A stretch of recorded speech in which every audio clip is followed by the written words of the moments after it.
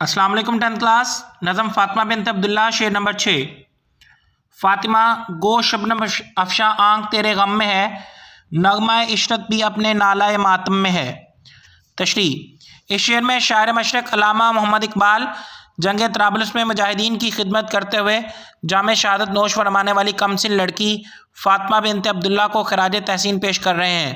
शायर बयान करते हैं कि फ़ातिमा, तेरी शहादत के बाद हम गम और ख़ुशी के मिले जुले जज्बात रखते हैं। आंख तेरी जुदाई में नम है, जबकि तेरा रुतबा देखकर दिल मसरूर है।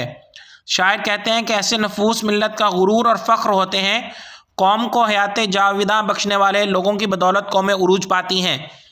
ऐसी एक हस्ती फ़ातिमा बिन्त अब्दुल्ला थी। उसने कम सिनी में शहादत का अजीम रुतबा हासिल किया। वो उम्र उसके खेलने कूदने की थी। उसने सुहाने मुस्तकबिल के क्या क्या सपने सजाए होंगे, उसके वालिदैन ने उसके लिए क्या कुछ सोचा होगा। शायर बयान करते हैं कि फ़ातिमा, तेरे अहले खाना के साथ साथ उम्मत का हर फर्द तेरी जुदाई का गम लिए हुए है। हर आंख अश्कबार है।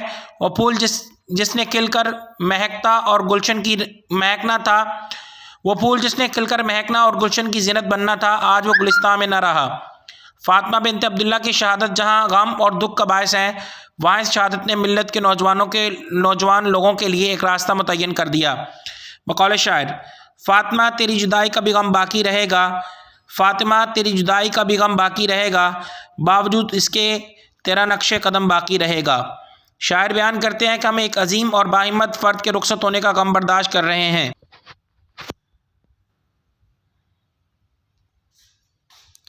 शायर बयान करते हैं कि जहां हम एक अजीम और बाहिम्मत फ़र्द के रुखसत होने का गम बर्दाश्त कर रहे हैं, वहां हमें इस बात पर फ़ख्र है कि तूने राह खुदा में अपनी जान लुटा दी। शहीद दुनिया से ज़ाहिरी तौर पर रुखसत हो जाता है, मगर वो मरता नहीं, अमर हो जाता है। शायर कहते हैं कि फ़ातिमा, तेरा हमें दाग़े मुफ़ारक़त देकर चले जाना हमारे लिए तकलीफ़ दे है, लेकिन इस गम में खुशी के शादियाने भी पोशीदा हैं। हमें खुशी है कि हमारी कौम के नौजवानों में अभी गैरत ईमानी और जज्बा शहादत मौजूद है। अगर आज की नौजवान नस्ल तुम्हारे नक्शे कदम पर चलेगी तो हम अपनी मंजिल पा लेंगे।